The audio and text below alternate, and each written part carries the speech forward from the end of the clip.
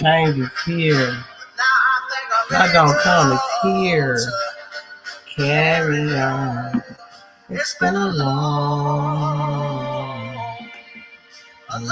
time coming. I do not own the rights to this music. Facebook, TikTok, or any YouTube. I don't own the rights to this music.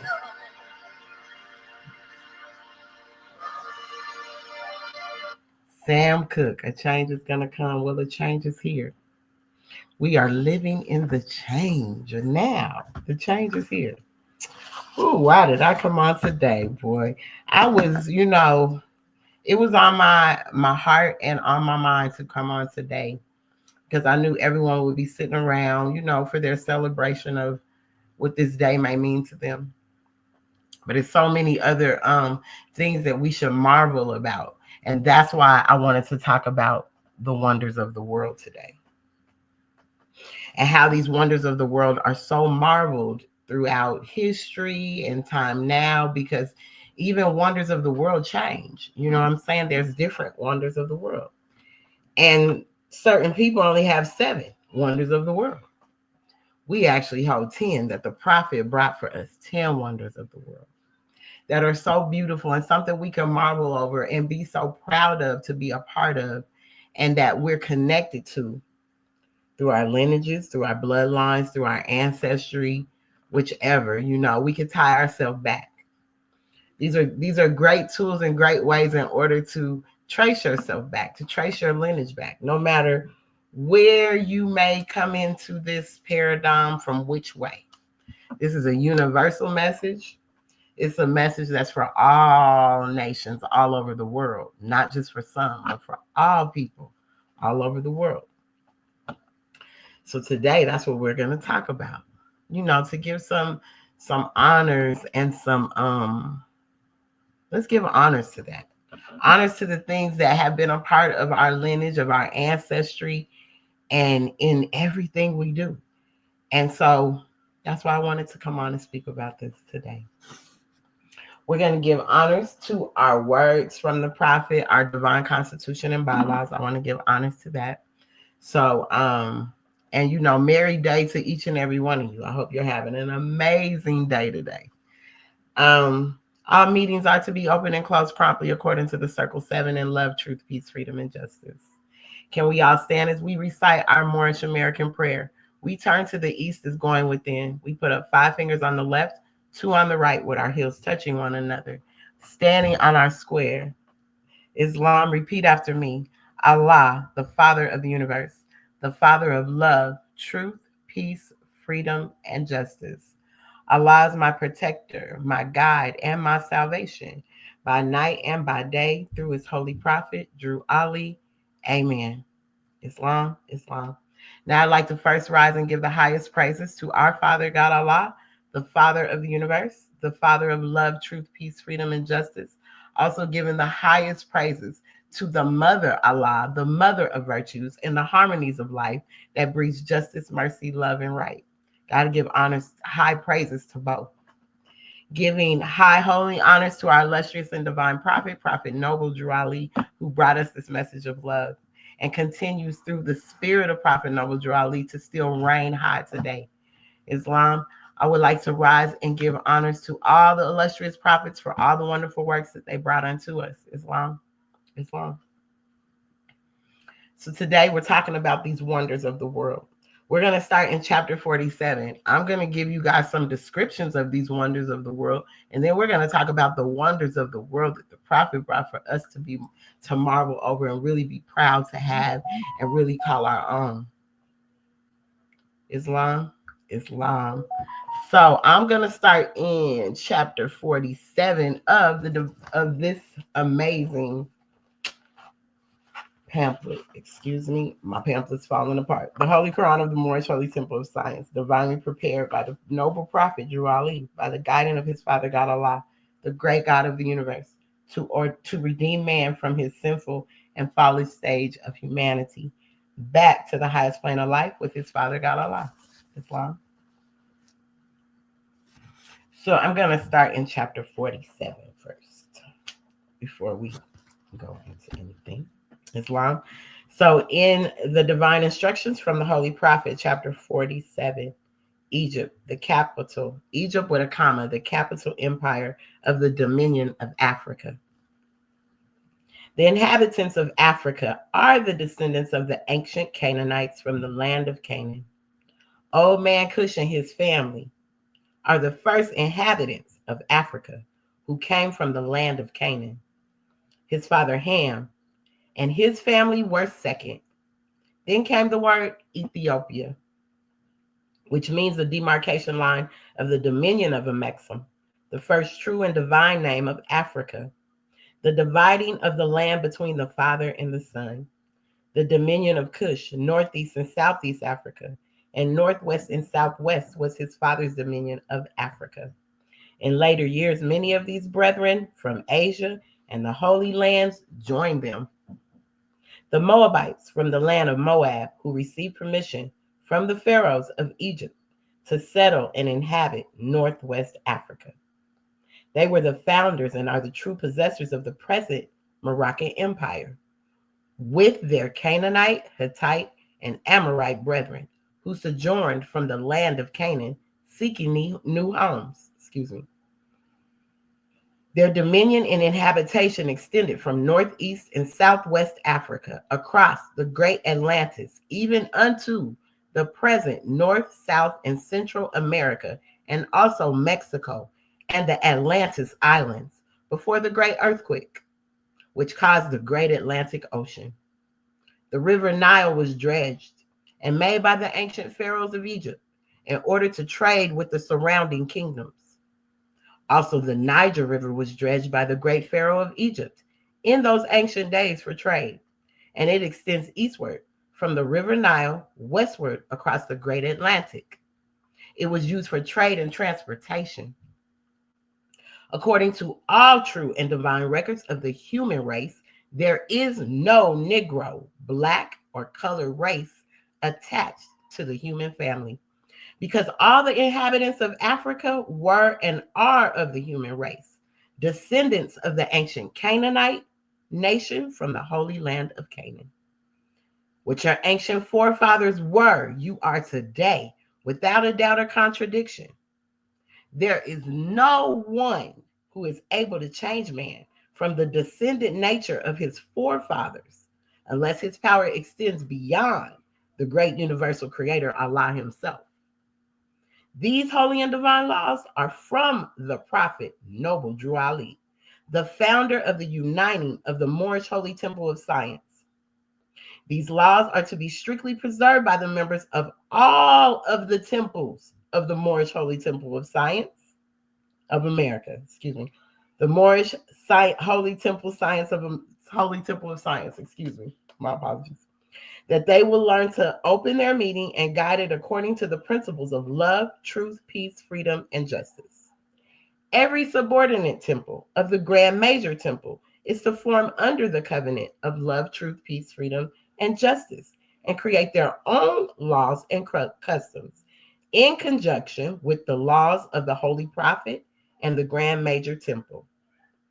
I, the Prophet Noble Drew Ali, was sent by the great God Allah to warn all Asiatics of America to repent from their sinful ways before the great and lawful day, which is sure to come, which is here. Time has come when every nation must worship under its own vine and fig tree, and every tongue must confess his own. Through sin and disobedience, every nation has suffered slavery due to the fact that they honored not the creed and principles of their forefathers. This is why the nationality of the Moors was taken away from them in 1774, and the word Negro, black, and colored was given to the Asiatics of America, who were of Moorish descent, because they honored not the principles of their mother and father and strayed after the gods of Europe, of whom they knew nothing of. Islam, that is Egypt, the capital empire of the Dominion of Africa. This is why we're talking about the wonders of the world, because we have so much to be proud of as a people. And when you realize that you're not these labels of being Negro, black, colored, Ethiopian, all these labels that they want to put on you. And you can go back and trace yourself to find the royalty, the nobility of where you come from and why you should act in a certain way. Your acts, your deeds, and your words should all align with Allah, should all align with a higher essence of who you are because of where you come from. Like, you know how they would say you would embarrass the family if you did certain things? Well, we embarrassing the family by acting in the way and taking on these names and labels that had nothing to do with us. So it takes us away from those things that we should be celebrating. We're so quick to celebrate everything that they have that has done nothing but been the demise of our people. When there's so many wonders of the world that we can marvel over and be proud of and bring celebration into ourselves. Islam. I want to come from chapter 47. Now, I'm going to go mainly in the Quran before I go into these marvels of the world. So now I want to come out of chapter 43 of the divine instructions from the Holy Prophet. And in chapter 43, it's the divine instructions from the Holy Prophet, chapter 43. Holy instructions from the Prophet, the insufficiency of knowledge. And I'm going to go to instruction 15 through 17. 15. If thou wouldest mount onto her throne, first bow thyself at her footstool. If thou wouldest arrive at the knowledge of her, first inform thyself of thy own ignorance. So her, when they're saying her, and we're talking from a truth perspective. This is talking about truth and a higher essence and arriving at this truth. That's why this is an insufficiency of knowledge. So if your cup is filled with ignorance, no truth can get in it. If your cup is filled with ignorance. More worth is she than pearls. Therefore seek her carefully.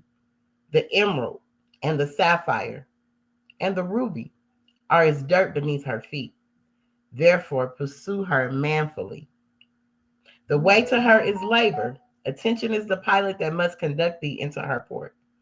But weary not on the way, for when art arrived at her, the toil shall be to thee for pleasure.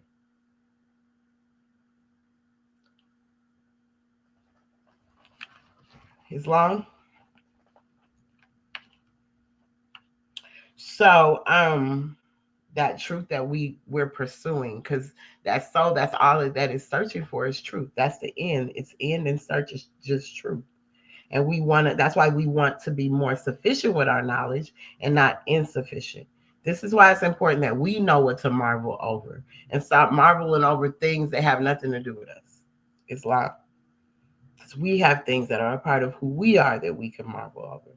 So let's find that truth. Let's search for it. If we're ignorant, truth can't get in our cup. It's going to just constantly be filled with ignorance.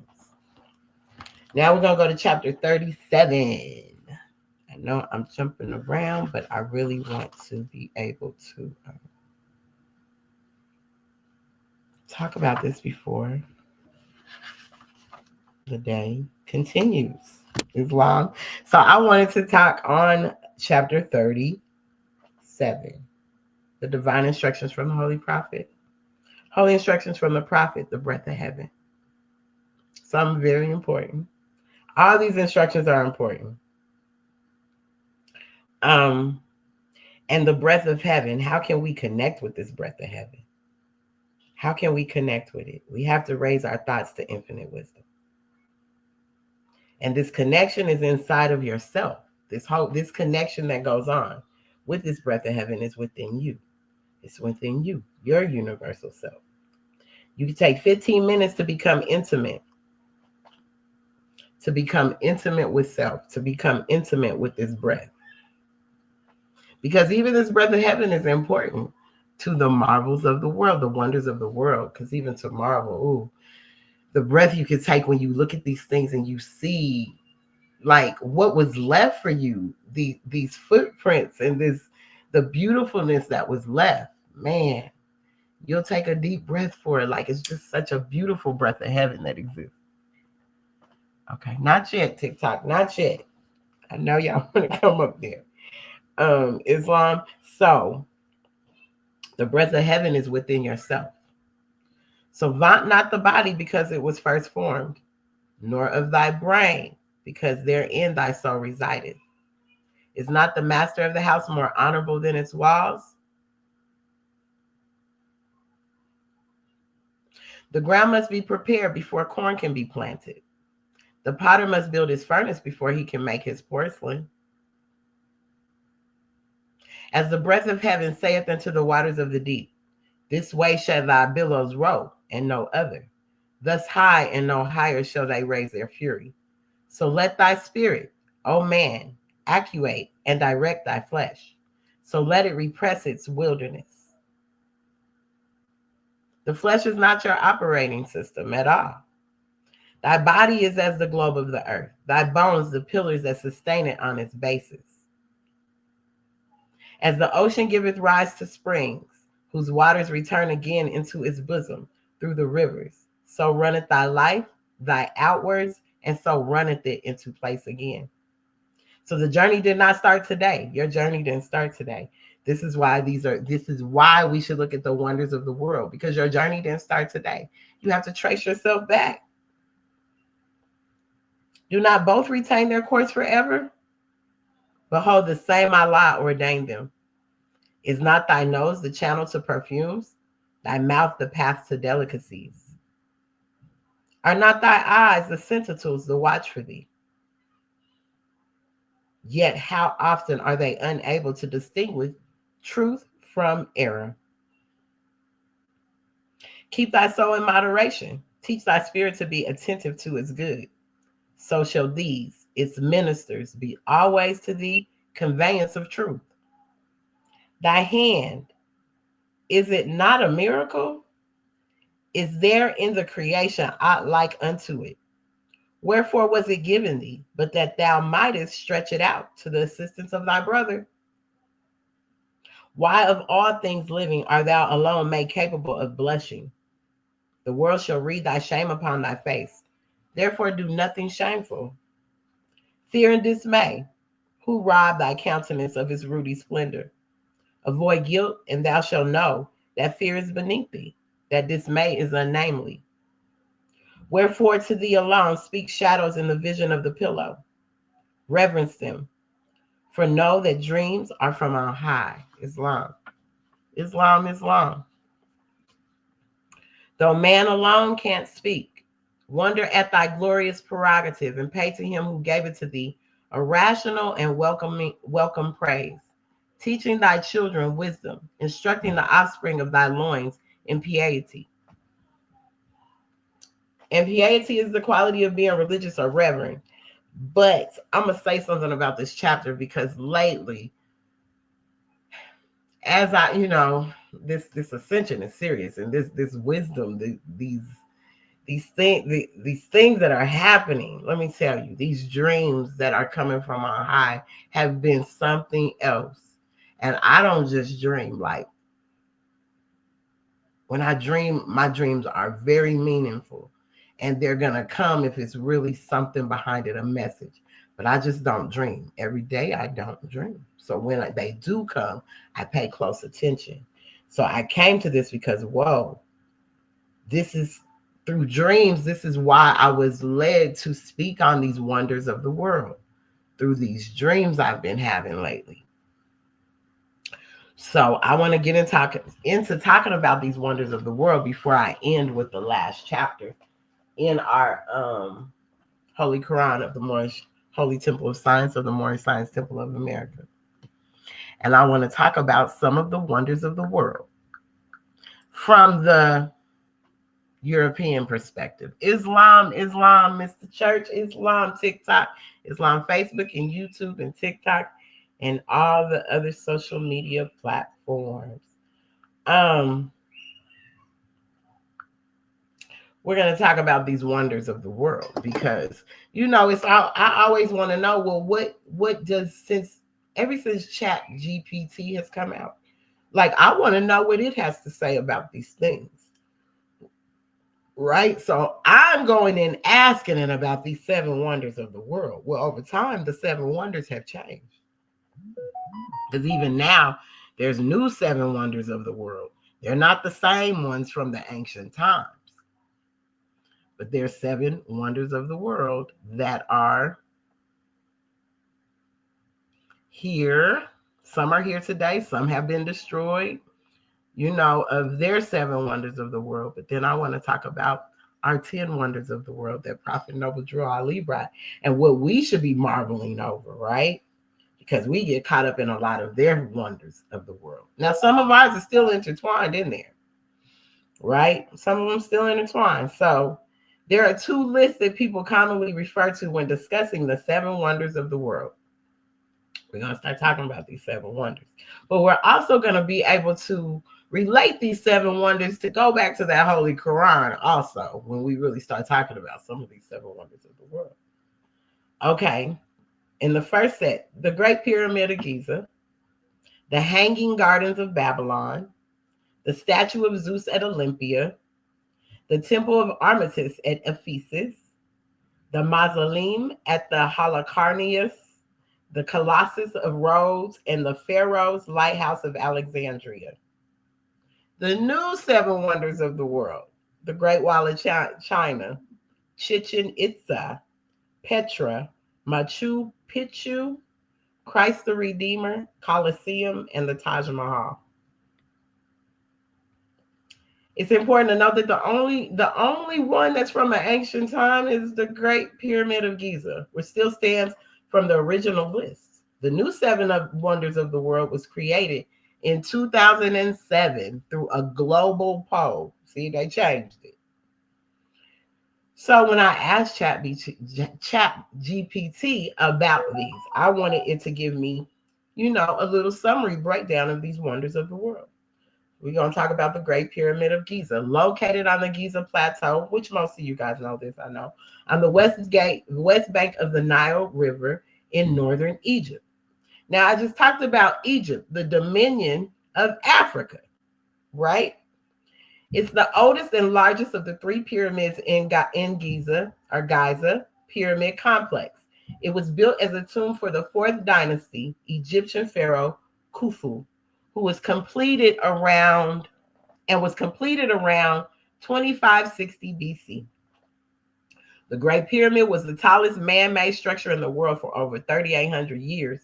It is a massive structure composed of over 2.3 million stone blocks, each weighing an average of 2.5 tons. The pyramid's original height was 481 feet. But due to the loss of its outer casing stones, it now stands at 455 feet.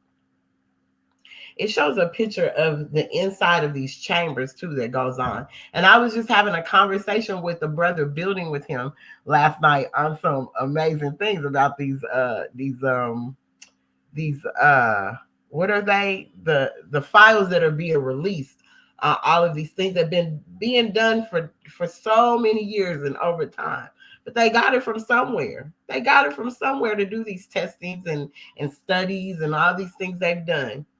So the Great Pyramid is a remarkable feat of engineering and construction, and its precise alignment with the cardinal directions is still a source of wonder and debate. The pyramid's interior contains a series of chambers and passageways, including the King's Chamber, which houses Khufu's sarcophagus, I don't think I said that right, and the Queen's Chamber, which is believed to have been intended for Khufu's wife. The Great Pyramid is a testament to the skill and ingenuity of the ancient Egyptians, and it continues to fascinate and inspire people around the world. It's a symbol of Egypt's rich history and culture, and it stands as a reminder of the enduring power of human achievement. If you want to know more about that, if you want to know more about the Great Pyramids, you can always you can look up Wikipedia. This one has a website called numrade.com. www.numrade.com. I'll put it in there if that's what you want to look at, where this source came from. That's where it came from. So then I asked her to explain the Gardens of Babylon. Like, what is the Gardens of Babylon? Explain what those are like. So the Hanging Gardens of Babylon. Well, let me stop. Let me put this here first. www. of Zod's MUMPRADE.com.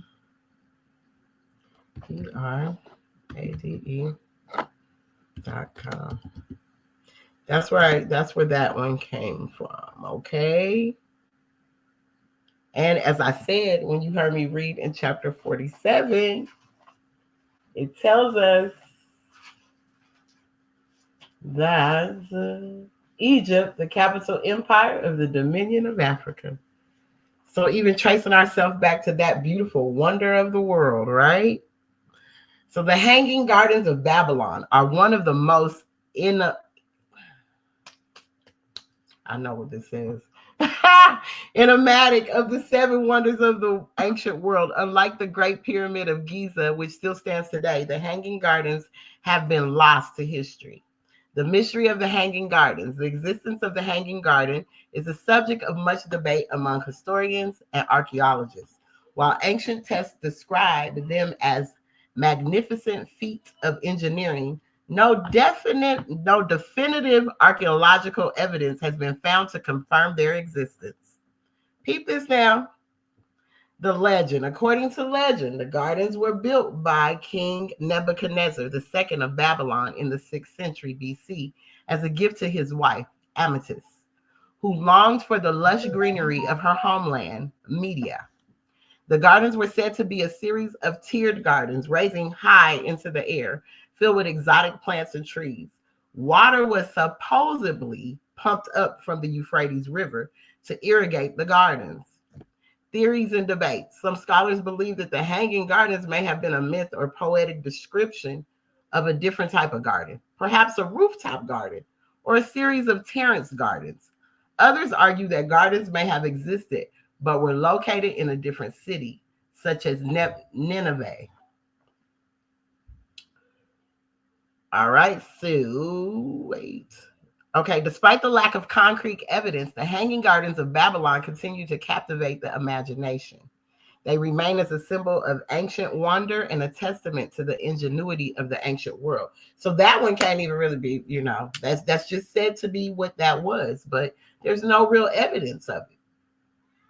But we start tracing ours back, our wonders of the world. There's evidence that's still there today.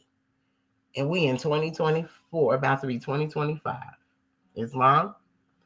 So I asked about Zeus at Olympia. The statue of Zeus at Olympia was a colossal masterpiece of ancient Greek sculpture created by the renowned artist Phidias around 435 BC. It was housed with the temple of Zeus at Olympia, Greece, and was considered one of the seven wonders of the ancient world. The statue depicted Zeus, the supreme god of Greek mythology, seated on a magnificent throne. It was crafted using a technique known as chrysophentoning.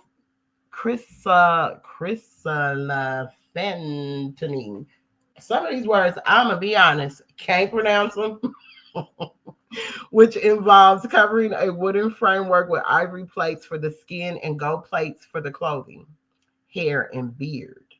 Okay. That was a technique used for covering, a wooden framework with ivory plates for the skin, gold plates for the clothing, the hair, and the beard. Wow. The combination of materials created a stunning and lifelike effect.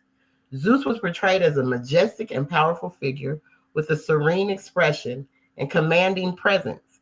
In his right hand, he held a figure of Nike, the goddess of victory. Just do it. And in his left hand, he held a scepter. Islam. Thank you for those. Thank you for the love. Thank you for the gifts. He held a scepter topped with an eagle. The throne was ornately decorated with intricate carvings and precious stones. Unfortunately, the statue of Zeus of Olympia was destroyed in a fire in the 5th century AD. However, its legacy lives on through ancient descriptions and artistic representations. It remains a testament to the artistic and technical brilliance of the ancient Greeks and continues to inspire awe and wonder. I asked to explain the temple of Artemis at Ephesus. The temple of Artemis at Ephesus was one of the most magnificent structures of the ancient world. and was considered one of the seven wonders of the ancient world, located in ancient Greek city of Ephesus. Now is Sokuk, Turkey. It was dedicated to the goddess Artemis, who was particularly revered in this region. The temple was renowned for its immense size and architectural grandeur. It was an Ionic temple characterized by its distinctive columns with fluted shafts and ornate capitals. The temple complex was adorned with numerous sculptures and reliefs depicting mythological scenes and celebrating the goddess Artemis. Unfortunately, the temple's history was marked by destruction and rebuilding. It was originally constructed in the 6th century BC, but was destroyed by a fire in 356 BC, allegedly set by a man named Herostratus, who sought fame through the act. The temple was subsequently rebuilt on a grander scale, incorporating new architectural and artistic elements. Despite its grandeur and resilience, the temple suffered further damage over the centuries. It was eventually destroyed by the Goths in the 3rd century AD and never fully rebuilt. Today, only scattered ruins and fragments remain, but the temple of Artemis at Ephesus continues to inspire awe and admiration for its past glory, and its enduring legacy is one of the wonders of the ancient world. Gone. Some of these are gone. You may not even be able to see the remnants of them. Right? Explain the Pharaoh's Lighthouse of Alexandria. Now, this one was it was giving me some things because it was giving me some things on this one. But this lighthouse and being able to see from all directions. Islam, I always say that if I never took anything from the noble temples, that was one thing I took with me that always stuck with me, that just was great knowledge to hold to myself, right? So the Pharaohs of Alexandria, also known as the Lighthouse of Alexandria, was an ancient lighthouse built by the Ptolemaic kingdom of ancient Egypt during the reign of Ptolemy II, Philadelphus, 280 to 247 BC. It was one of the seven wonders of the ancient world, and for many centuries, one of the tallest man-made structures in the world. The lighthouse was built on the island of Pharos in the harbor of Alexandria and was designed to guide ships safely into harbor at night. It was a marvel of ancient engineering, standing over 100 meters tall and consisting of three main sections. There was a square base. The foundation was a massive square structure that housed storage rooms, barracks, and other facilities. Then there was an octagonal section, which was this middle section was 8-sided and contained the machinery for operating the lighthouse. 3, the cylindrical top. The top section was cylindrical and housed the fire that produced the light. The light from the lighthouse was produced by a fire that was fueled by wood or coal. The light was intensified by mirrors, and it could be seen from a great distance, making it a valuable navigational aid for sailors. The Pharaohs of Alexandria stood over 1,500 years until it was eventually destroyed by a series of earthquakes. Natural disaster took this one out in the 14th century. However, its legacy lives on, and it continues to inspire architects and engineers around the world. The lighthouse design and construction techniques were groundbreaking for its time, and it remains a symbol of ancient technology innovation. The lighthouse. We can go on into our brothers and sisters of the they do the lighthouse all the time. The Jehovah Witness. The lighthouse is the lighthouse. Staying in the lighthouse. The lighthouse is the perfect way to say that still holds today. We're still holding on to our ancient wonders of the world. Even through different religion and faith base, we're still holding on to these wonders of the world. So we can still look at a lighthouse and still say, and look how far back that came from, and still know about a lighthouse today. Still remnants today. The Taj Mahal. Would explain this Taj Mahal to me. The Taj Mahal is a stunning white marble mausoleum located in Agra, India. It was commissioned in 1631 by the Mughal Emperor Shah Jahan to house the tomb of his beloved wife, Mumtaz Mahal. Construction was completed in 1648, and the complex was finished 5 years later. The Taj Mahal is considered one of the finest examples of Mughal's architecture, blending Indian, Persian, and Islamic architectural styles. The white marble mausoleum is the centerpiece of a 17 hectare or 42-acre complex, which includes a mosque and a guest house, and is set in formal gardens bounded on three sides by a crenellated wall. The Taj Mahal is renowned for its exquisite beauty and intricate details. The white marble is inlaid with precious stones, creating stunning patterns and designs. The dome of the mausoleum is a masterpiece of engineering design. It's considered one of the most beautiful domes in the world. The Taj Mahal is a symbol of love and devotion, and it continues to inspire awe and wonder in visitors from all over the world. It is a UNESCO World Heritage Site and considered one of the most iconic monuments in the world. You can look that up on Wikipedia. Some of the ones that I said were destroyed, they have, like, there's nothing to have no remnants of. These are, this is what it can find on it. The next one, this is something new. Christ the Redeemer, the ancient seven wonders of the world. Well, I just said Christ the Redeemer. My apologies. I wanted to know about Christ the Redeemer. This one. Christ the Redeemer is not one of the original seven wonders of the ancient world, even though I asked it that because I wanted to see if it was going to throw it up there and say it. It is, however, one of the new seven wonders of the world, a list compiled through a global poll in 2007. The iconic statue of Jesus Christ stands atop of Corcovado Mountain in Rio de Janeiro, Brazil.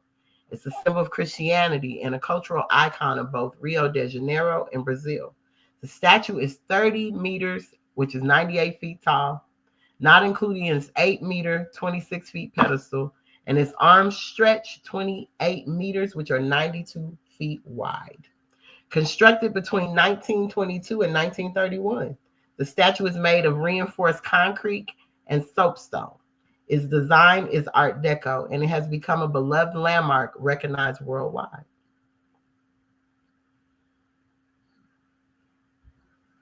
Then they talked about the Colosseum. The Colosseum, also known as the Flavian Amphitheater, is an iconic symbol of ancient Rome. It's one of the most famous landmarks in the world. It was designated one of the new seven wonders of the world in 2007. Built between 70 and 80 AD, the Colosseum was used for gladiatorial contests, animal hunts, public takeouts.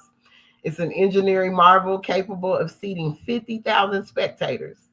The elliptical amphitheater is made of concrete and sand with a complex system of arches and vaults that support its massive structure.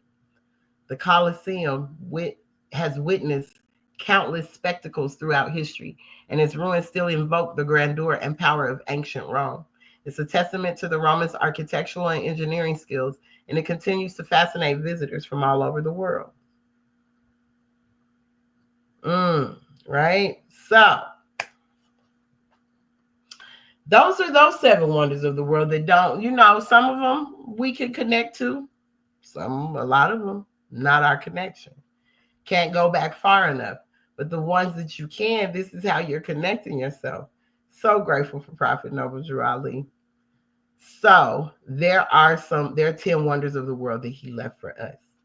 Now, I did ask ChatGPT about some of these also, just to see what it was going to give to me.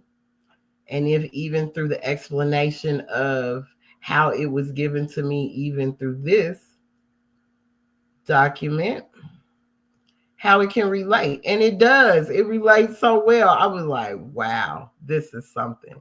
So when you say trace yourself back, masterminds can always trace themselves back. Thus we know. Boy, thus you will know. And Chat GPT, I'm gonna be honest, if it don't know, it's gonna tell you it don't know. It don't have no information on it. It won't know no information. It's not even gonna try to give you no information. All right, so we have 10 wonders of the world that the prophet brought before I go into the explanation that they gave. Which one did they give me first? Let's see.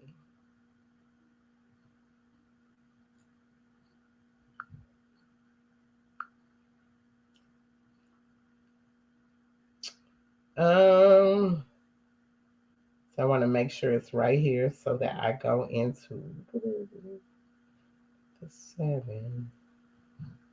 Where you at? Where you at?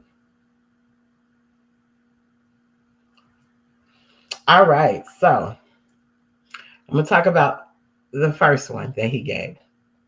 Well, brought to us to let us know it was there. It's ancient, so it's always been a symbol. The all-seeing eye, which is more specifically the left eye. The star and the crescent. The star and crescent was placed in the elements by Allah as the sign of Allah's prophet being on earth. Prophet Noble Drew Ali told his followers in 1925, "Children, if I am Allah's man, Allah will hang out a sign, letting the world know that I am his man." So on the 19th of December, Islam for my birthday, my birthright, the crescent and star appeared in the elements, and the Chicago Tribune had a picture of it in the paper, which stated that Islam hung low over the Western world, right? So that's where the prophet brought that in to tell us about this. Now, I'm going to tell you, when I asked Chat GPT about this star and crescent, the crescent moon and star is a symbol commonly associated with Islam, but its origins and meanings are multifaceted. Islamic symbolism, divine guidance. The crescent moon represents the cyclical nature of time and the divine guidance provided by Allah. Light and knowledge. The star, often a 5-pointed one, symbolizes light, knowledge, and spiritual enlightenment. Our 5-pointed star represents love, truth, peace, freedom, and justice. The Ottoman Empire, the combination of the crescent moon and star became widely associated with Islam during the Ottoman Empire, and it has since been adopted by many Muslim majority countries. The pre-Islamic origins. Ancient Near East. The crescent moon and star were symbols used in various ancient civilizations, including the Sumerians, Babylonians, and Byzantines. They often represented celestial bodies or deities associated with the moon and planets. Ottoman adoption. The Ottoman Empire adopted the symbol and popularized its use, further associating it with Islamic identity. Cultural significance, national symbolism. The crescent moon and star are featured on the flags of many Muslim majority countries, including Turkey, Pakistan, and Malaysia. Cultural identity. It serves as a powerful symbol of Islamic culture and heritage. While the crescent moon and star is a prominent symbol in Islam, its origins and meanings extend beyond religious context.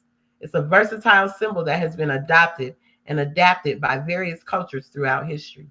But we could trace ourselves back to this crescent moon and star. Tracing ourselves back, it takes us back to Islam. This is how we know Islam. Islam, the original, I feel the first religion was peace. The first religion was peace. That was the first religion. Islam simply means peace. Peace being the first religion. We practice Islam, applying Islam to your life. Peace. Islam simply means peace. So we can even trace ourselves back to this wonder of the world, that all-seeing eye wonder of the world, this wonder of the world of the crescent moon and star. We can trace ourselves back. Masterminds can trace themselves back, thus they know. All praises due to Allah, and giving honors and praises to our noble prophet Drew Ali for bringing us this divine message, just divine and beautiful. Okay. Then we're going to talk about this circle 7. The circle 7. Oh, goodness. My phone wants to go the way it wants to go.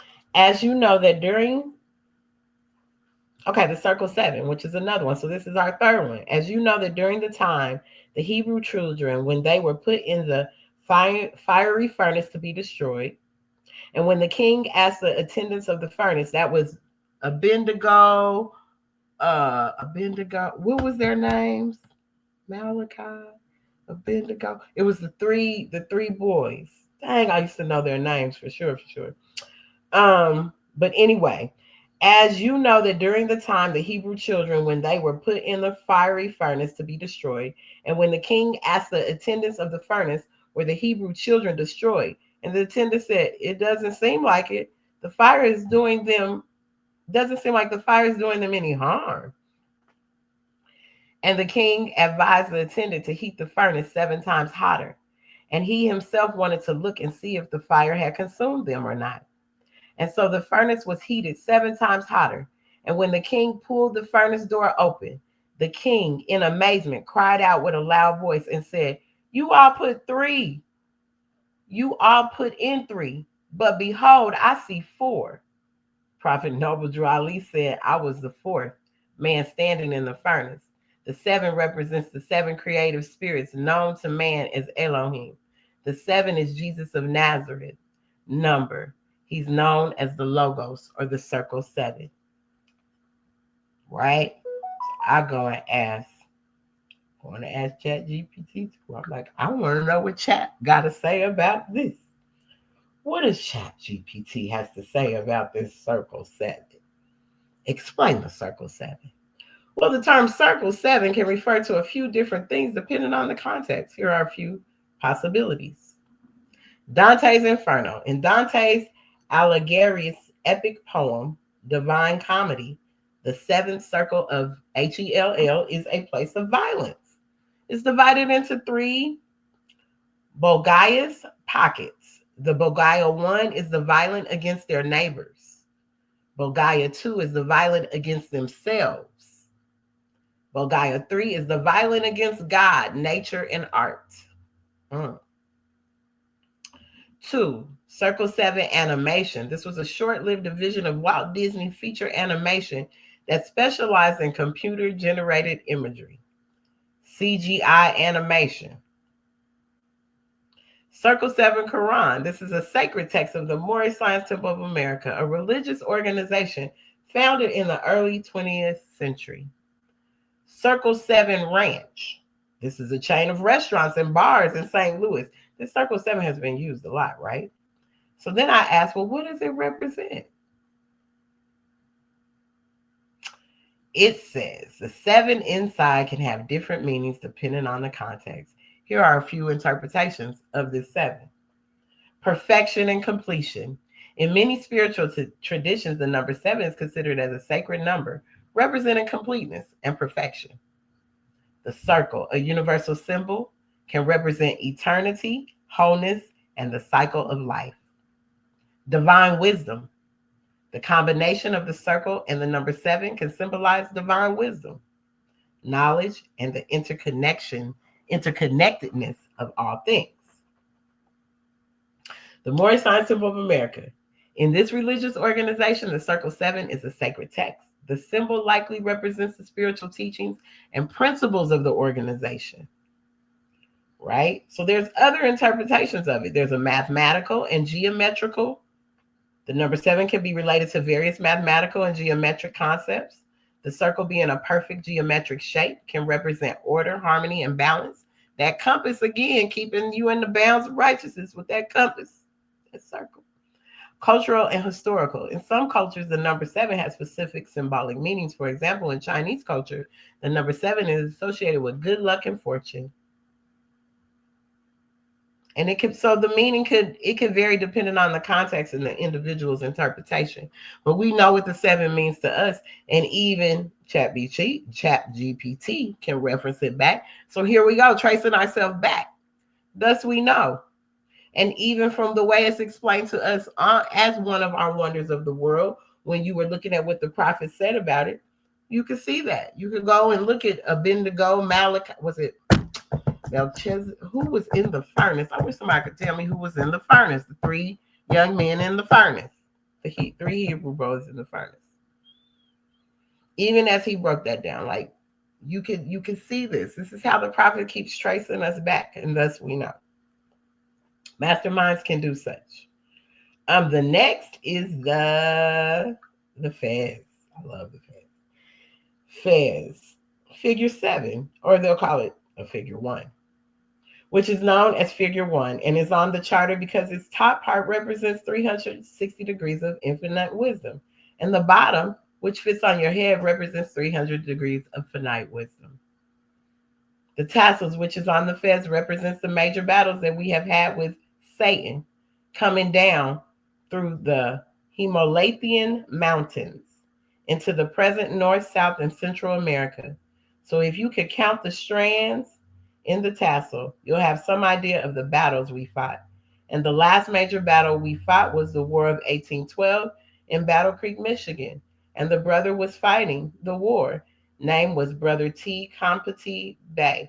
I'm not sure if this is the person, but this is what I've gotten from elders that were taught through Prophet Noble Drew Ali, the founder, and reincarnated. So the spirit continued to teach. So this is an elder. I sit at his feet. So whether that's the name, not sure. You know, you may agree, you may disagree.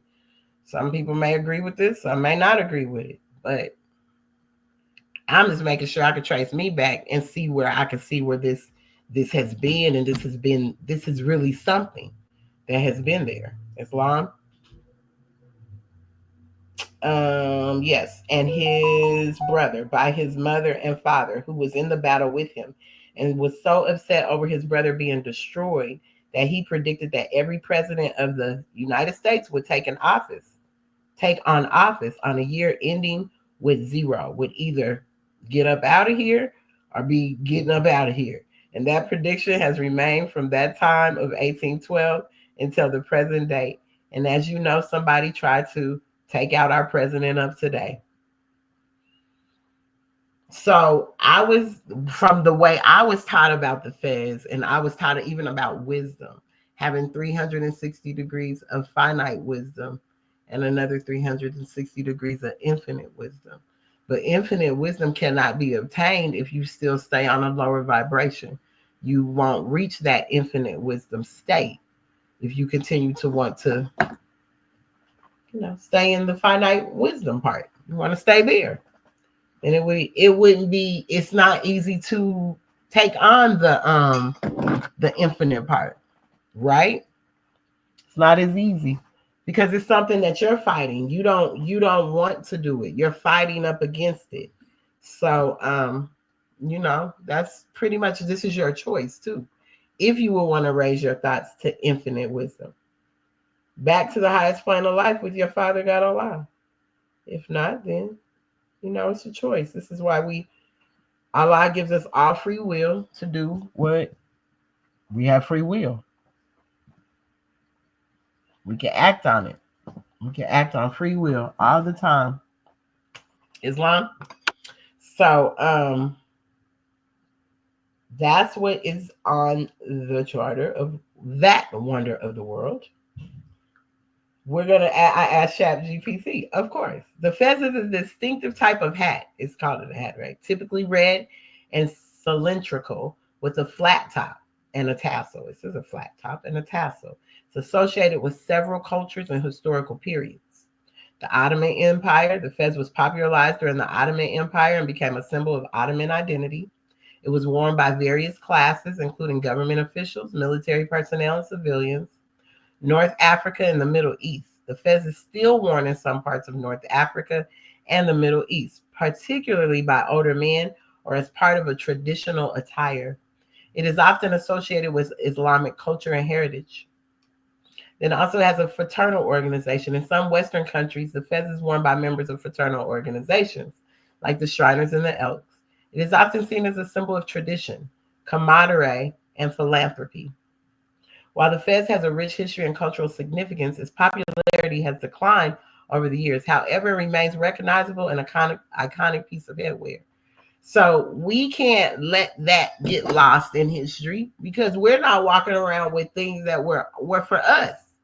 That's why I say the wonders of the world, how quick we are to marvel of the wonders of the world that have nothing to do with our people.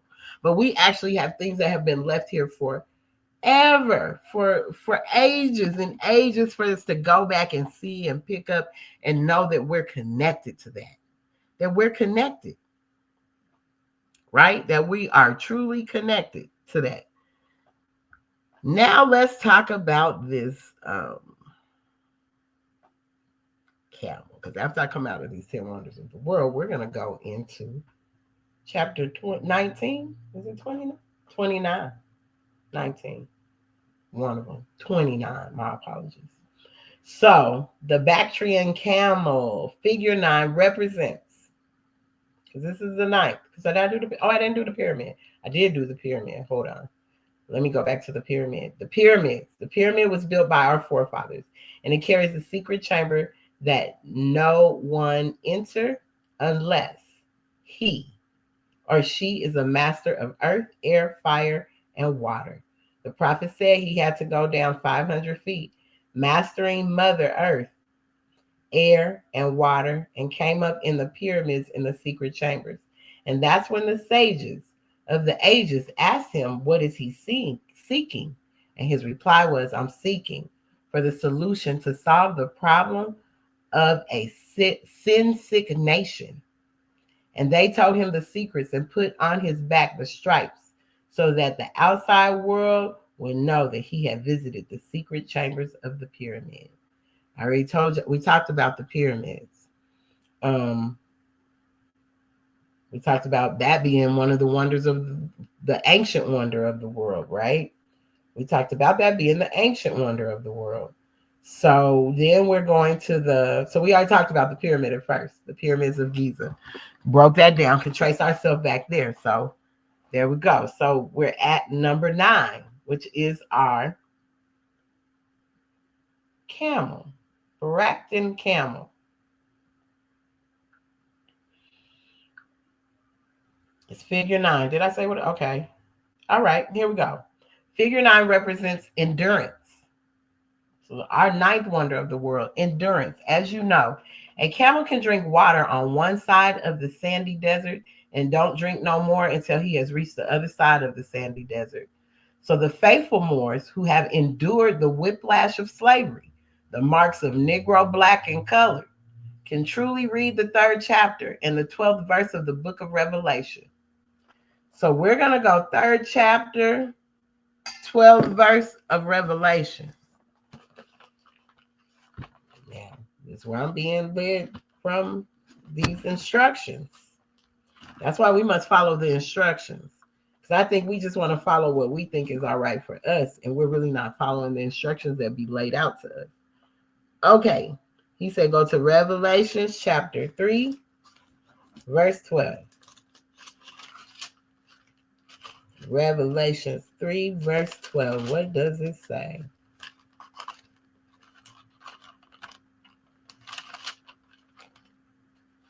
Revelation chapter 3, verse 12. It's in red, so it means someone's speaking. Speaking are we? Him that overcometh will I make a pillar in the temple of my God, and he shall go no more out. And I will write upon him the name of my God, and the name of the city of my God, which is New Jerusalem, which cometh down out of heaven from my God, and I will write upon him my new name. Islam, it always talks about this new name. Even further down, when it talks about that new name will be written on this white stone. That new name will be written on this white stone. So he takes us back there so that we can even confirm, even through that, through the word, through the Bible.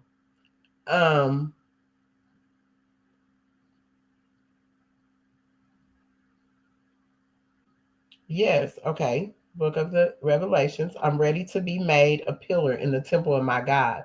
For they can say, Hallelujah, it is done. They can say it is done. That's that Bactrian camel. That's the representation. That's a wonder of the world. Been here forever. So the two-hump camel, also known as the Bactrian camel, is a hardy, adaptable animal native to the cold, dry regions of Central Asia. Its two humps are a distinctive feature that sets it apart from single-humped dromedary camel. The humps are primarily used to store fat, which serves as a valuable energy reserve. When food and water are scarce, the camel's body can mobilize this stored fat to provide energy and water. This adaptation allows the Bactrian camel to survive in harsh environments with limited resources. In addition to their fat storage function, the humps also help regulate the camel's body temperature in cold weather.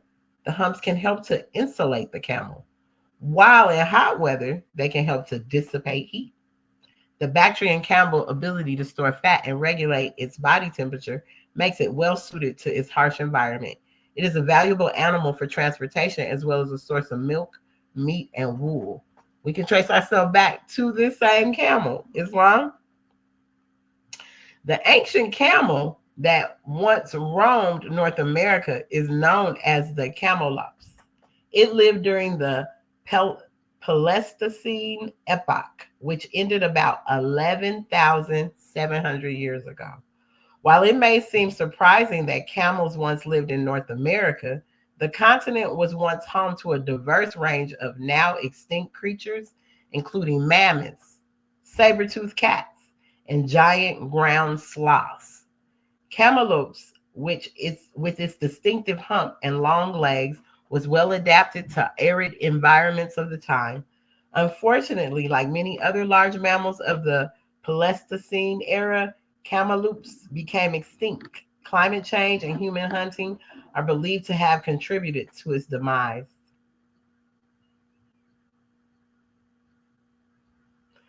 I wanted to talk about these key characteristics of these Egyptian pyramids too before I go to the last wonder of the world, which has to do with our prophet, Noble Drew Ali. The key characteristics of ancient Egyptian pyramids: purpose, primarily used as tombs for pharaohs and their queens, symbolizing their journey to the afterlife. The construction, built with massive stone blocks, often weighing several tons, precisely cut and fitted together. The orientation, aligned with the cardinal directions, particularly the north-south axis. Internal structure contained intricate passageways, chambers, and shafts leading to the burial chamber. External features, smooth, flat sides that meet at a point, create a pyramid shape. Other civilizations with pyramids: the Mesoamerican pyramids, found in cultures like the Maya, Aztec, and Inca. These pyramids often served as temples, platforms for religious ceremonies, and burial sites. The Sudanese pyramids, located in the ancient kingdom of Kush. These pyramids are influenced by Egyptian pyramid building techniques. Nubian pyramids, similar to the Egyptian pyramids. These were built in the region of Nubia, now part of Sudan. The construction of these monumental structures is a testament to the engineering and architectural skills of ancient civilizations. They continue to fascinate and intrigue people today, offering insights into the beliefs, customs, and technological advancements of the past. Islam. Oh, I forgot the lion and the lamb. I almost forgot the lion and the lamb. Oh, man. Man, I almost forgot the lion and the lamb. Okay, we got to go back to the lion and the lamb and the hand press. Forgot the lion and the lamb and the hand press. I talked about the Sphinx. The answer, okay, let's go to the lion and the lamb. The answer to figure 4 is found in the Holy Quran in chapter 46. The prophet said that the lion represents the rulers and the lamb is the poor people, and they are going to lie down together. If one either, wait, lie down together. If one will have to be under the earth and the other on top. The Sphinx. The Sphinx is the fifth wonder of the world. The prophet said that the Sphinx was put there as a monumental evidence that Allah's prophet is on earth, and if there will be anyone on earth who say he is a prophet, the Sphinx will sink. When Honorable Elijah Muhammad said he was a messenger of Allah, according to records, the Sphinx sunk 2 inches. So I'm going to go to where I asked about the lion and the lamb and the sphinx. I think because this came up after I was already in looking at the wonders and I was skipping around them. That's what happened. All right, so the lion and the lamb is a powerful symbol in Christianity theology, representing the dual nature of Jesus, both a powerful king and a sacrificial lamb. Symbol of power and authority, the lion. The lion is often associated with strength, courage, and royal authority. Jesus is king. In this context, the lion represents Jesus as the King of Kings, the ultimate ruler and judge, conqueror of sin and death. The lion symbolizes Jesus' victory over sin and death through his resurrection. The lamb, symbol of innocence and sacrifice. The lamb is traditionally associated with gentleness, innocence, and sacrifice. Jesus is Savior. The lamb represents Jesus as a sacrificial lamb who died for the sins of humanity. Humility and service. The lamb also symbolizes humility, service, and selflessness. The lion and the lamb together. The combination of the lion and the lamb highlights the paradoxical nature of Jesus. He is both a mighty king and a humble servant, both a fierce warrior and a gentle redeemer. This imagery is particularly prominent in the book of Revelations, where Jesus is described as the lion of the tribe of Judah and the lamb who was slain.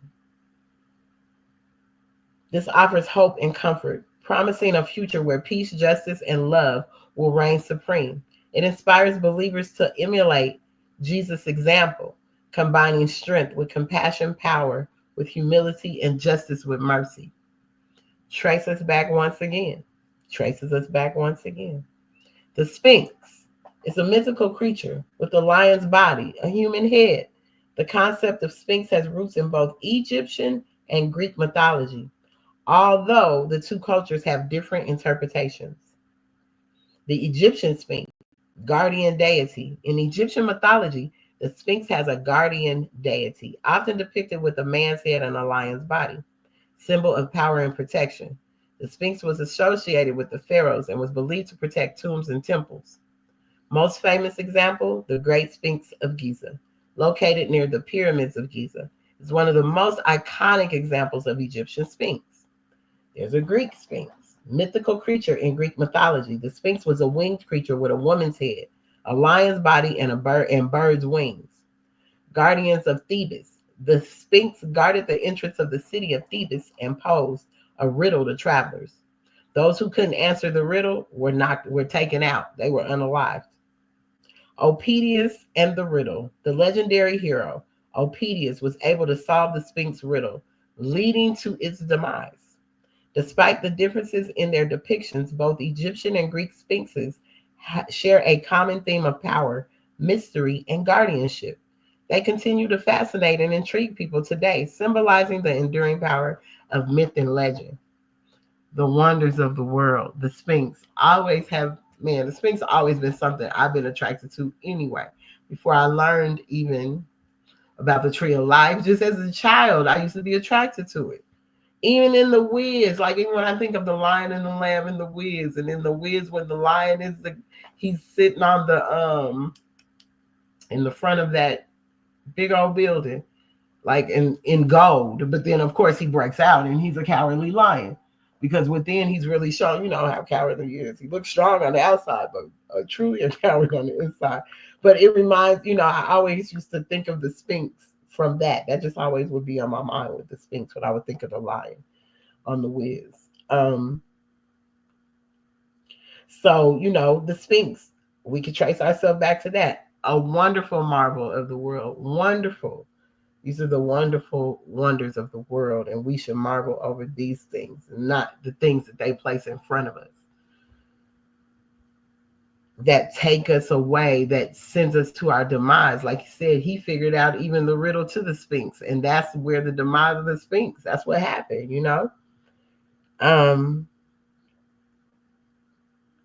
There's a hand press, which means that we have linked our hands back to the family of nations. Being a member of a nation, which means that we need to prepare ourselves to have a representative in the United Nations now. But it will not be the United Nations until I get there. When I get there, it will be the United Nations. So let's prepare ourselves to get there. More, let's prepare ourselves. We should be standing in the affairs of man, not complaining about what man is doing, but standing in the affairs of man so we could be a part of the change. Because that change is here. I just played Sam Cooke for y'all in the beginning. That change is here. A change is going to come. The change is already here. If you're still vibrating on that lower vibration, then you can't catch the change. You won't see the change because you didn't catch the change. But the change has already occurred. The change has already shifted. And if you find yourself still in that lower vibration, that's just you operating in this 2D. You're operating in a 3D dimension with a two-dimensional body. You're causing yourself to be too heavy to rise to the occasion. So even when people are talking of these things out of this world or out of your thought process of the world, it becomes maybe spooky to you. But no, it's time for us to raise our thoughts to infinite thoughts, back to the highest plane of life with our Father God Allah. Not to continue to keep our minds in a low vibrating stage. This is why we come into this information so we can raise up. And the 10th wonder of the world. The most mean, man, I love this one. You will find the prophet standing with a red ball of fire behind him, with his Moorish attire, war garbs on, and he said, I came just in ahead of the fire to save you Moors from the wrath of Allah. Praise Allah, keep your trust in Allah, and hold on to Allah's unchanging hands. For Allah is leading on, and victory is sure. The wonders of the world. These are the wonders of the world. The wonders of the world. And in the conclusion of these wonders of the world, that we should be proud of because it traces us back to who we are. It traces us back so we can see our remnants that still reigns across these nations and this land. We can still see. We're still able to connect ourselves back to this. So in closing, I wanted to come out of chapter 29. That was it. Yeah, 29. And this is one that we were told to read. We were told to read the 5th chapter, study the 5th chapter, the 5th chapter, the 25th chapter, the 27th chapter, the 28th chapter, and the 29th chapter. And so 29 is very important. And I feel like even to the wonders of the world, it's important because it's about magistrate and subject.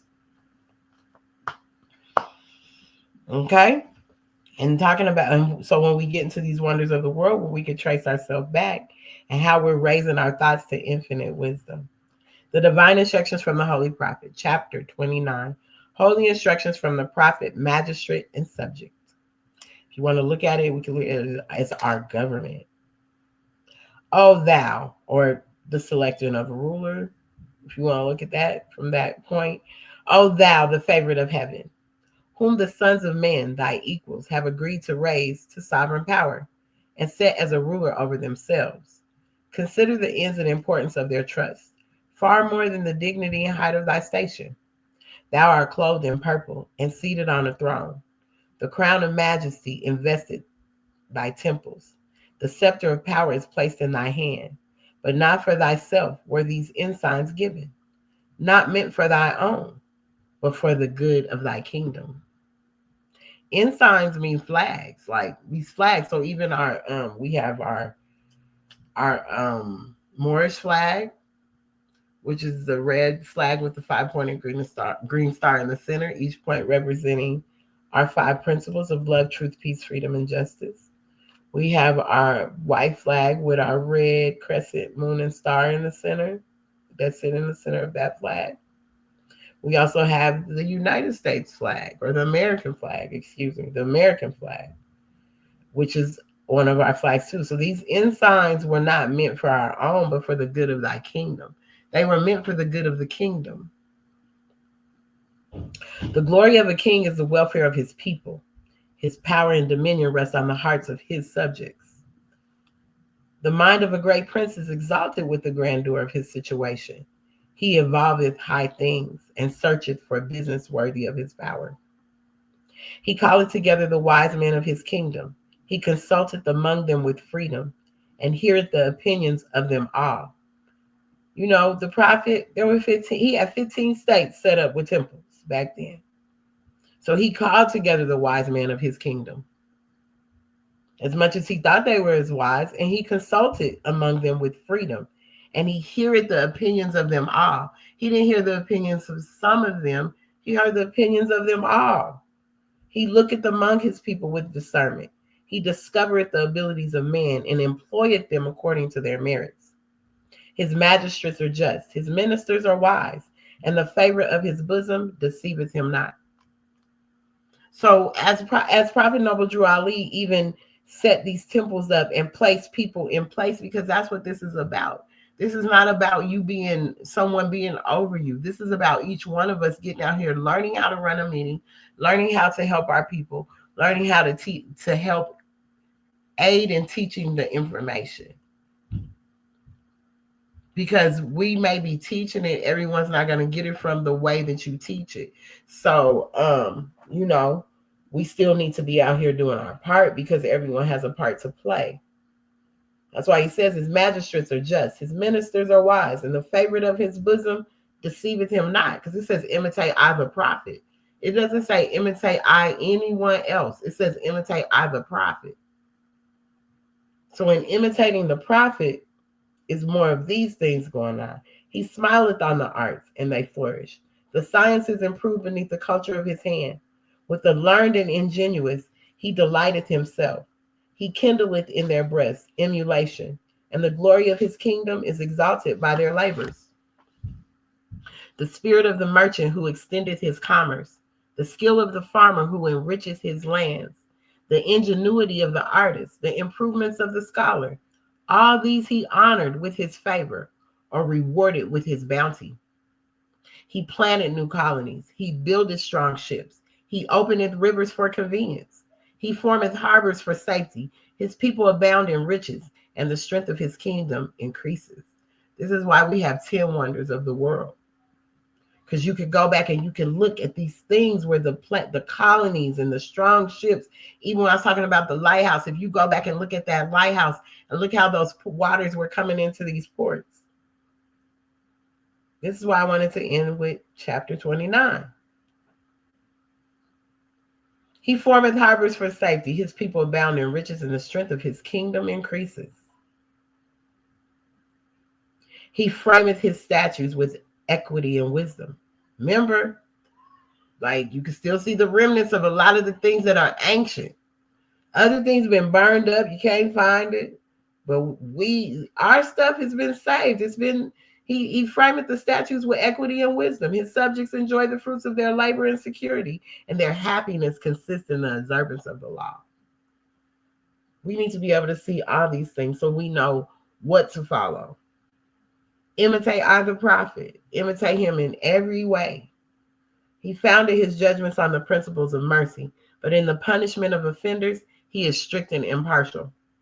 His ears are open to the complaints of his subjects. He restraineth the hands of their oppressors, and he delivereth them from their tyranny. His people, therefore, look up to him as a father, with reverence and love. They consider him as the guardian of all they enjoy. Their affection unto him begetteth in his breast as a love of the public. The security of their happiness is the object of his care. This is why it's important that leaders, no matter if you're a minister, a sheik, a grant, whatever you are, it's very important that right in here, I'm going to go back up. His people, therefore, look up to him as a father with reverence and love. They consider him as the guardian of all they enjoy. People look up to you for this. As leaders, as people that are leading these temples and these different organizations, they're looking up to a lot of you men as fathers.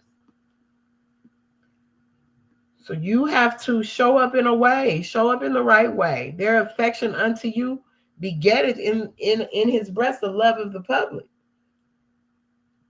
The security of their happiness is the object of your care. If you care,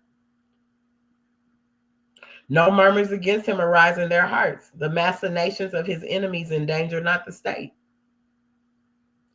No murmurs will arise in someone's heart if you're really, it's coming from that place of love. It won't. because there's nothing that they can really say because you've been coming from the place of love. How can they say anything against it or anything down on you if you've just shown up like that? His subjects are faithful and firm in his cause. They stand in his defense as a wall of brass. The army of a tyrant fleeth before them as a chaff before the wind. Yes, the army of a tyrant fleeth. They don't want to be around you. But if you really are a good person, your subjects will stay faithful and stay firm in their cause. Stay firm in your cause. Stay firm, stand firm, and they'll stand in defense as a wall of brass because you're worth that. Security and peace bless the dwelling of his people, and glory and strength encircleth his throne forever. This is who we look for when we're looking for leaders, when we're looking to place a government or anything, or someone to be over us in a temple, or to open a temple, if it's our grand sheik or whatever it is. We need to be coming from this right here, from this magistrate and subject, if that's what you're looking for. So I talked about these wonders of the world because we were left 10 wonders of the world that we can always trace ourselves back, and they come from the ancient world. All of them come from an ancient time that we can marvel over and we can be proud of. So we can celebrate these things that really were meant for us, not celebrating things that were always for the demise of who we are, always a way to pull us down and away from what is supposed to be. So we have to go back and check these things. We have to go back and start researching and studying and going seeing these things and being a part. Go visit the mounds. Go see what those are. Like literally, it's so much we can marvel over. It's so much here, even in today's present North America. So much is still here. So much you can still go see. So much history you can still dig up. Because truth never changes or passes away. It never changes or passes away. It will always be there. And now is the time, as I said, the change has come. So the truth is only being exposed more and more. But take it upon yourself to research for that truth too. Don't just take it for face value because so many organizations, different things, people have come and told you things. Then when you find out they're not true, your feelings are hurt because you were taking that person's word as face value, just like it says in the magistrate and servant, magistrate and subject. So, start taking that upon yourself to search for self and being so you can confirm it for yourself. So even when you hear it, if you hear someone speaking on it, they can't deter you into falsehood because you've done your due diligence, you've done the research on it, and you can see for yourself what it is and how it actually, let me say this, how it resonates with you. Because even as I talked about these dreams, that these dreams are given to you from on high. This is a connection. You are, if I could say, you are traveling and you're experiencing these things. So these dreams are from on high. But you have to understand when you're given the gift of those things and clairvoyancy and all these different gifts that we were given, they're turned up 7 times more. It's like being in the furnace. But in this furnace, as the heat gets hotter and as we're being surrounded by our prophet is make sure we're safe. You know what I'm saying? Because Allah's hand never changes. Never changes. So it's only getting hotter in here because it's time to get busy. It's been time to get busy. But now that heat, if it's burning you, that's because you're not doing what you're supposed to do. And the prophet stood in front of the fire for as long as he could. And he stepped away at this point. So that same depiction, that wonder of the world, that 10th one, when I spoke about the prophet, and he said he's been standing in front of that fire holding it back. Well, he stepped away. So it's even hotter. So, it's It's been time to raise our thoughts to infinite wisdom. So I trust that that's what you've been doing, and that's what your studies have been on. Because no more is it about convincing. No more is well, nobody was ever convincing, but the information and trying to teach it, it's not.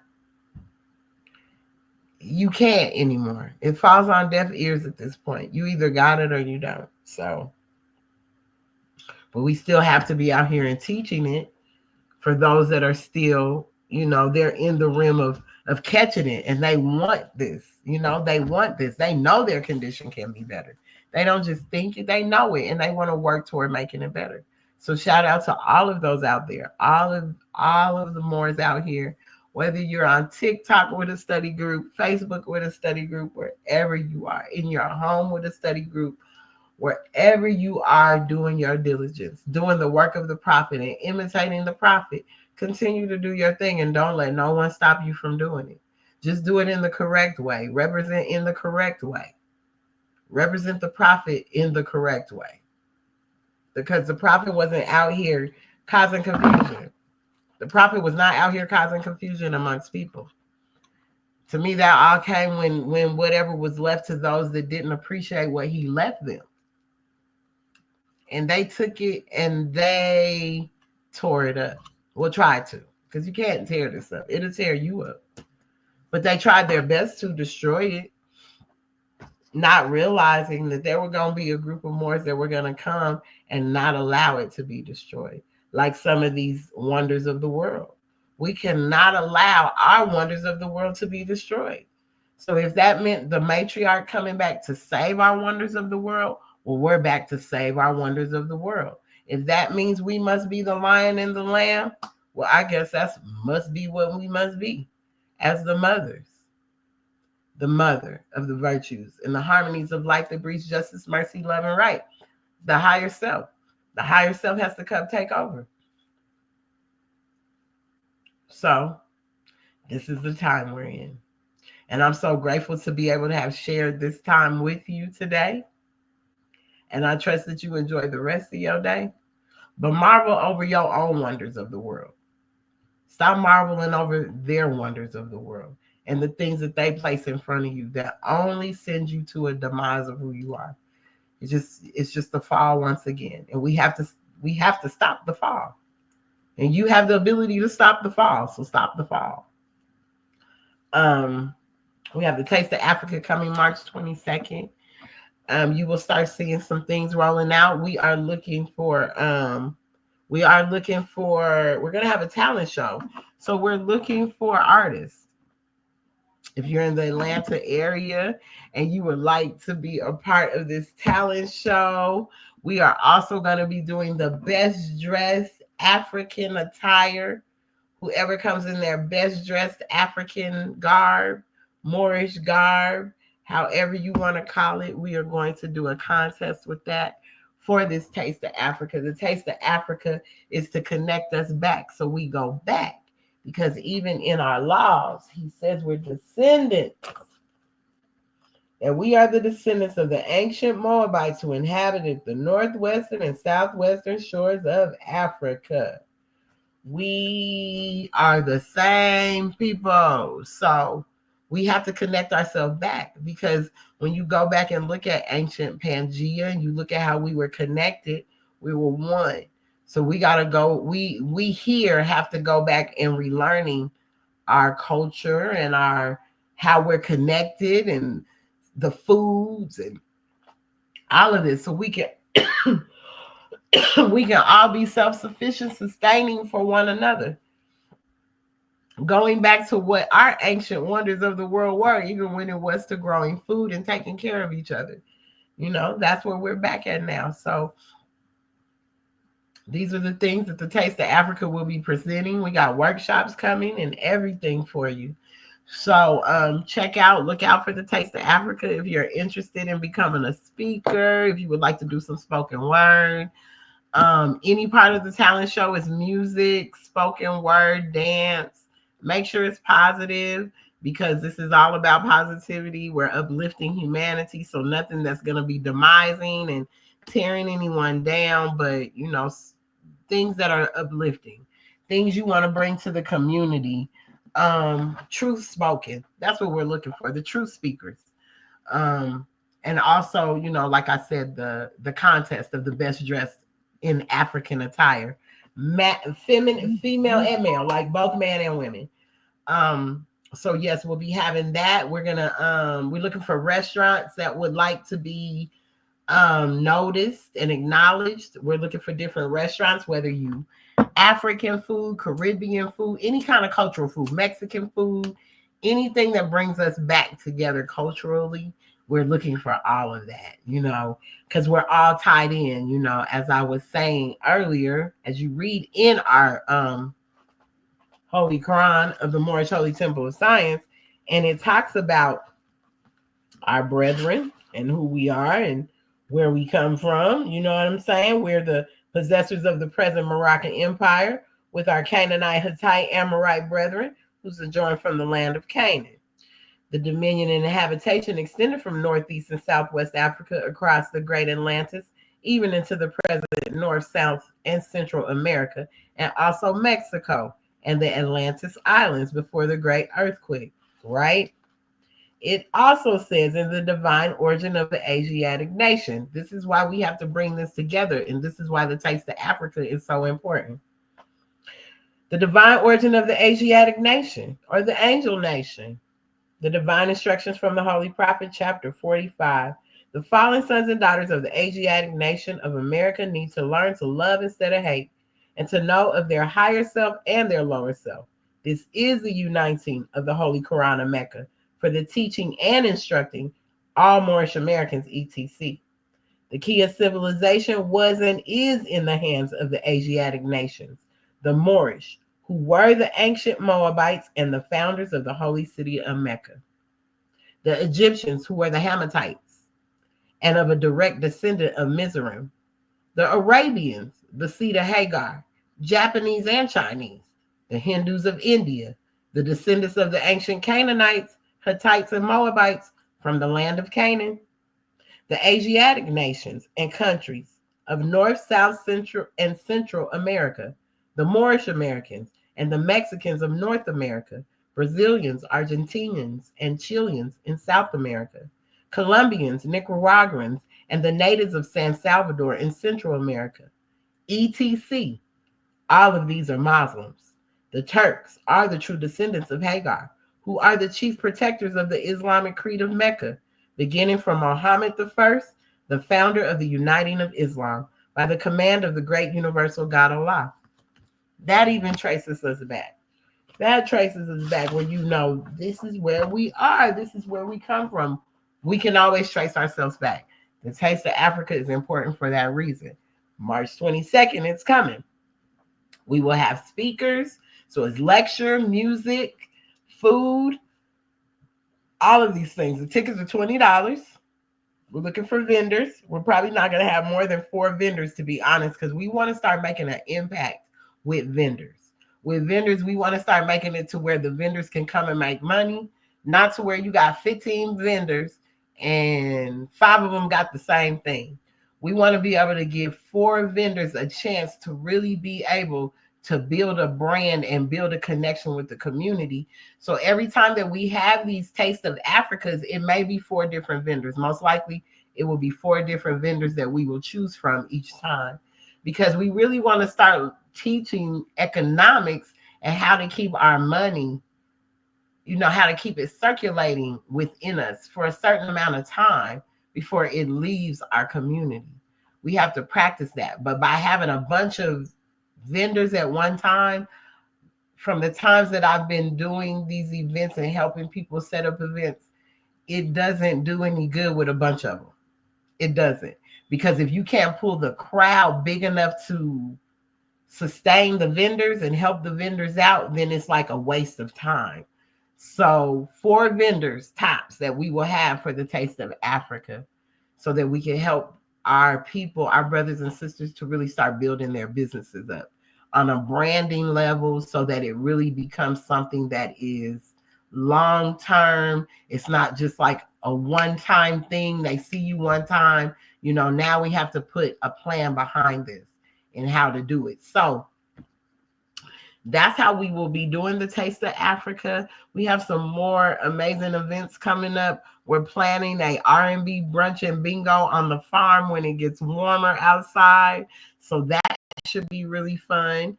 Um, yeah, just check out, watch out for us, the things we have going on and coming up. A few things that we will be doing on the farm. I think it's coming up too. They have some stuff coming up for the farm where they're always looking for volunteers that can come and help, do some things. So yes, I trust that y'all have a good day today. Don't eat too much if that's what you're doing, but enjoy your day and peace and love. We will see y'all on the flip side. Have a good day. All meetings are to be opened and closed promptly according to the Circle 7 and love, truth, peace, freedom, and justice. Can we all stand as we recite our Moorish American prayer? We put up 5 fingers on the left, 2 on the right, with our heels touching one another. Standing on our square, repeat after me. Allah, the Father of the universe, the Father of love, truth, peace, freedom, and justice. Allah is my protector, my guide, and my salvation by night and by day. Through his holy prophet, Drew Ali, Amen. Islam, Islam.